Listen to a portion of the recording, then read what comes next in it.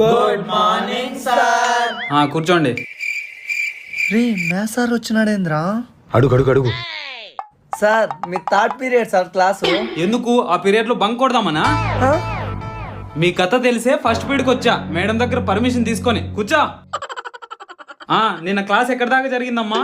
చెప్పేది మీకే గుర్తు లేకపోతే మాకెలా గుర్తుంటుంది సార్? ఎవడ్రా అది? వీడే సార్. లేచి బెంచ్ మీద నిలబడా.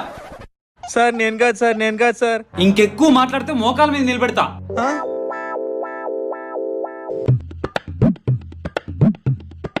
ఈ క్లాస్ అర్థం కాదు, గేమ్ ఆడదామా?